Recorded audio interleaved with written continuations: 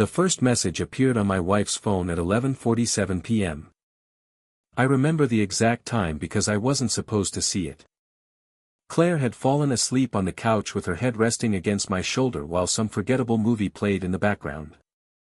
The living room was dark except for the television and the lamp in the corner, and for a little while everything had felt ordinary, warm, quiet, safe in the way married life sometimes does when nothing special is happening.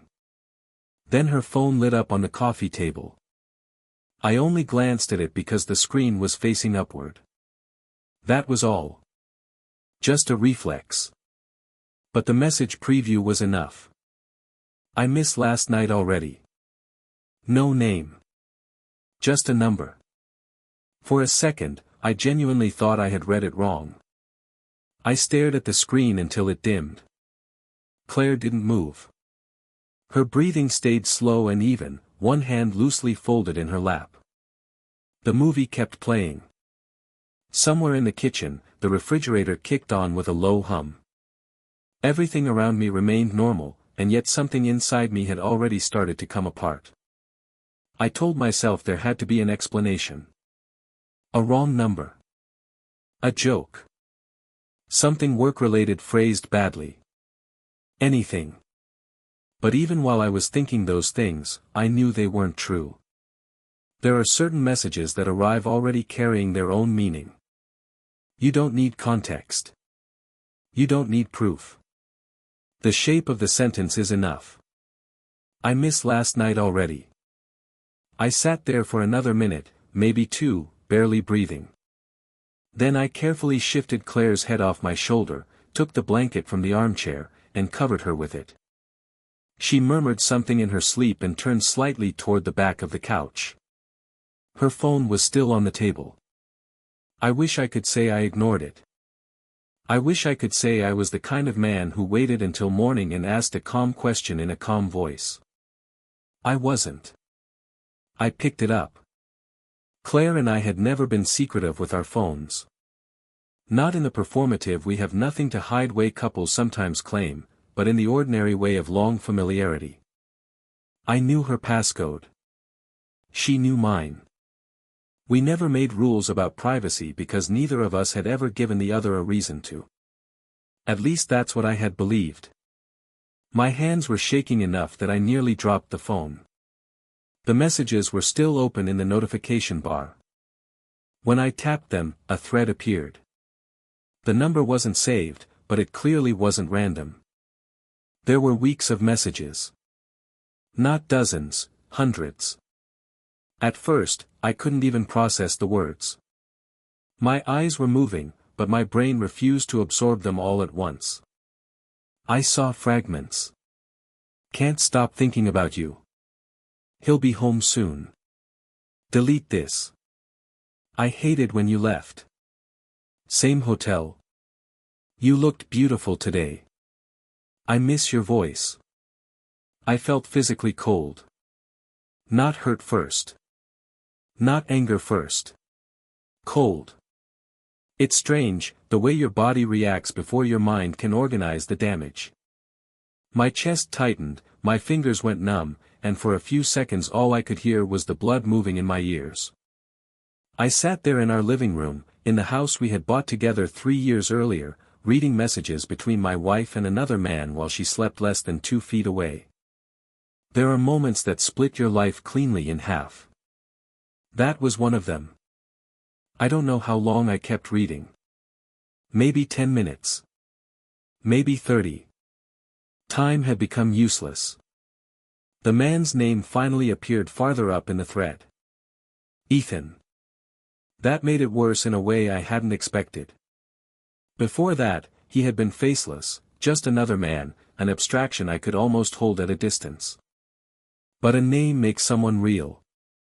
A name gives shape to betrayal. I kept scrolling. There were references to lunches, excuses, times they nearly got caught. Once, Claire wrote, "I hate lying to him." And Ethan replied, "Then leave."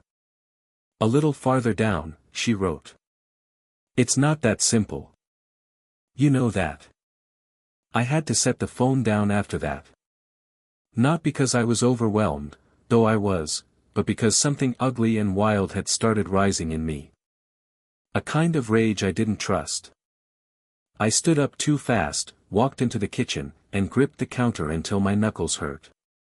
Through the doorway, I could still see Claire asleep on the couch, her face peaceful, one arm curled under the blanket I had just placed over her. I remember staring at her and thinking one impossible thought. How can someone look exactly the same after destroying your life? We had been married for 6 years. Together for 9. Long enough that my memories of adulthood were built around her. We met at a mutual friend's birthday dinner when we were both 28. She was late, windblown, apologizing before she had even sat down. I remember noticing her laugh first, not because it was loud, but because it was genuine in a way that made everyone else seem slightly rehearsed. She was sharp, funny, self-contained. The kind of person who never seemed to need attention and therefore had all of it anyway. We moved in together after a year. Married 2 years later. Nothing dramatic. No grand betrayals or breakups or wild reconciliations. Just a steady, adult kind of love that made me believe we were building something solid. Or maybe I only believed that because I needed to. When people imagine discovering infidelity, they picture a scene, a confrontation, a scream, a glass breaking against the wall. But the reality, at least for me, was much quieter. Much uglier in its quietness. It was me in the kitchen at midnight, trying not to make a sound while my entire idea of my life rearranged itself into something unrecognizable. I went back for the phone. This time I searched the thread instead of simply scrolling. Hotel names. Dates. Mentions of afternoons Claire had told me she was with friends. Mornings she claimed she had early meetings. Small lies I had accepted without friction because trust makes even foolish things feel reasonable. Then I saw a message that changed the shape of everything. It was from Ethan. Does he know the baby might not be his? I read it once. Then again. And again. The room seemed to tilt around me. Claire was 8 weeks pregnant. We had found out 12 days earlier. For almost 2 years we had been trying, if not obsessively then earnestly enough that every late period carried hope and every test brought private disappointment. We had gone to appointments. Changed schedules. Pretended we weren't timing our lives around possibility.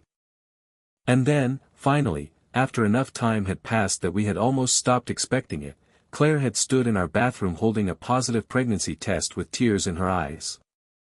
I had hugged her so hard she laughed and cried at the same time. I had called my brother. Bought flowers. Spent an entire Sunday assembling a ridiculous list of baby names I pretended not to care about. And now, standing in the dark with her phone in my hand, I was staring at a message that suggested the child might belong to someone else. I think that was the exact moment grief entered the room. Until then it had been shock, anger, disbelief. But grief is different. It is quieter. Heavier. It doesn't hit like a blow. It settles over you like something final. I kept reading because at that point pain had become automatic. Claire had replied to Ethan an hour later. Stop. Not over text. That was all. No denial. No reassurance. No correction. I took screenshots of everything I could before my hands became too unsteady to keep going. Then I put the phone back exactly where it had been, sat in the armchair across from the couch, and waited for morning. I didn't sleep. Claire woke just after 6, stretched under the blanket, smiled at me automatically, and asked why I was up so early. There are moments when the entire future of a relationship hangs on one sentence. I knew that. I felt it physically. I could have asked right then. I could have held up the phone, watched her face change, forced the truth into daylight. Instead, I said, couldn't sleep. She nodded sympathetically and went to make coffee. That might have been cowardice. Or strategy. Even now I'm not sure. But something in me no longer wanted only the confession. I wanted the whole truth. I wanted to know how long, who he was, whether the pregnancy was really in question, whether our entire marriage had been built on something I had simply failed to see. So I said nothing. For 3 days, I said nothing. Those 3 days were some of the longest of my life. I watched Claire move through the house with terrible ordinary grace. She folded laundry. Took calls from work. Asked if we should tell her parents about the pregnancy that weekend. Kissed me goodbye at the door. Sat across from me at dinner talking about paint colors for the spare room as if we were still the people I had believed we were. And I watched everything differently. Every delay became suspicious. Every smile became suspect. Every text vibration made my jaw tighten. I hated who I became in those days. Quiet. Hyper-aware. Sick with suspicion. I checked phone records on our account. I followed her once after work and immediately hated myself for it, though not enough to turn around. She met no one. She went to a pharmacy, then home. That almost made it worse. The normalcy of it. The ease. On the 4th evening, I got my answer about Ethan. Claire was in the shower when her phone lit up again on the bed. This time the name was saved. Dar. Ethan Hale. I stared at it so long the screen nearly dimmed. Dar. My stomach dropped. We had gone to a private fertility clinic 8 months earlier after 1.5 years of trying with no results. Blood work, consultations, more money than I wanted to think about. Claire had insisted on handling most of the scheduling because my workload was chaotic at the time. I had attended the first appointment and 1 follow-up, but not all of them. I knew the doctor's last name had been Hale. I had not remembered his first. For a moment, I could not breathe. I picked up the phone and opened the thread again, searching now with a mind that had become horrifyingly focused. References I hadn't understood before suddenly sharpened into place. After your appointment when he was in the waiting room I wanted to touch you but I couldn't. Same side entrance as last time. I sat down on the edge of the bed because my legs no longer felt reliable. The other man wasn't some coworker or old boyfriend or stranger from the internet. He was our doctor. The man who had looked me in the eye and discussed our chances. The man who had explained hormone levels and test timing in a measured, professional voice. The man who had congratulated us when Claire got pregnant. I felt sick. Not just because of the affair, though that would have been enough. But because suddenly every appointment, every recommendation, every hopeful conversation we had paid for and trusted had been contaminated by something predatory and obscene. When Claire came out of the bathroom, hair damp and wrapped in a towel, she stopped immediately when she saw my face. What happened? I held up her phone. For 1 second, only one, something honest flashed across her face. Not confusion. Not innocence. Recognition. Then came fear. Adam, how long? I asked. She didn't answer. How long, Claire?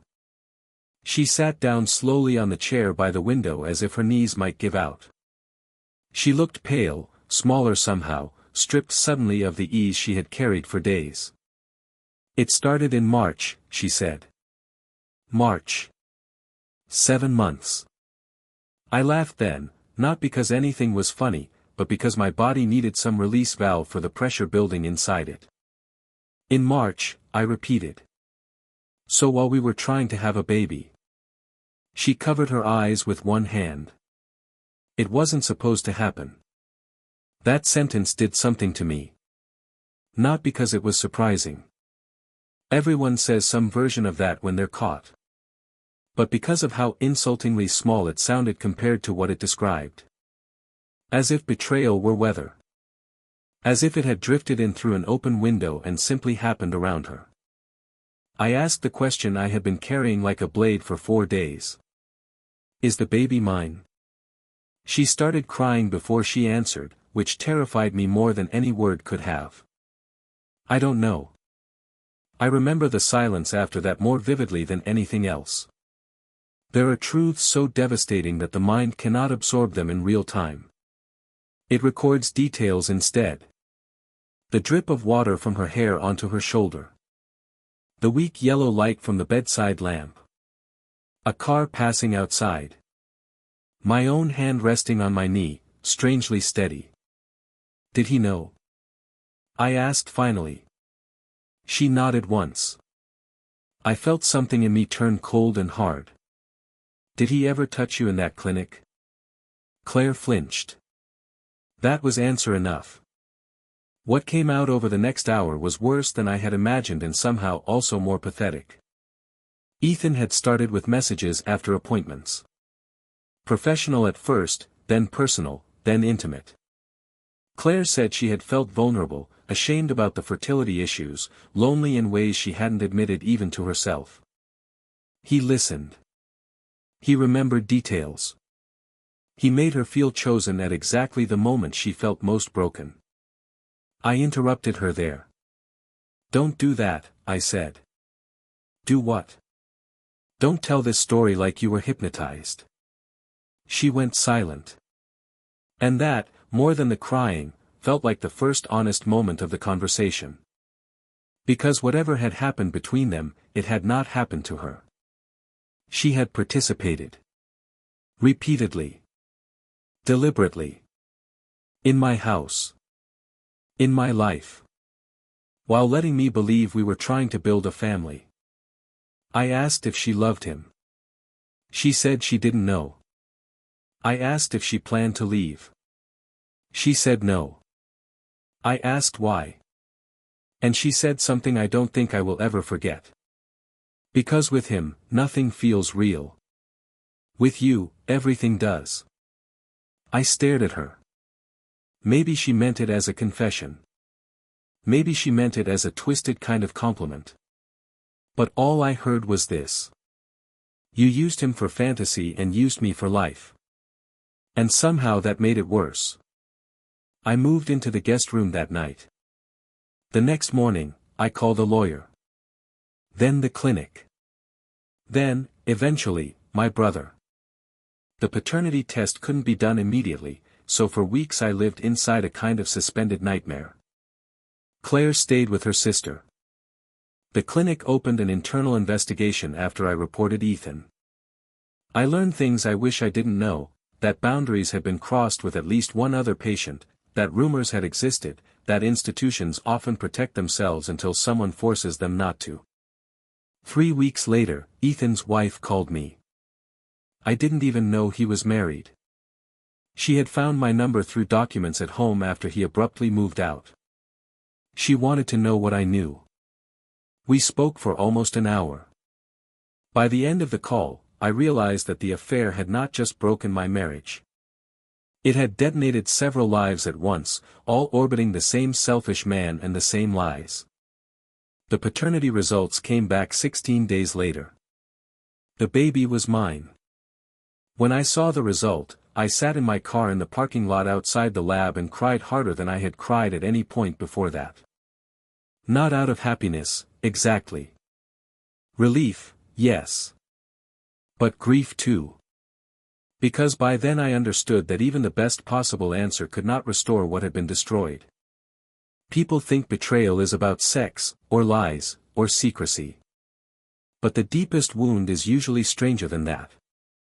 It's the theft of reality.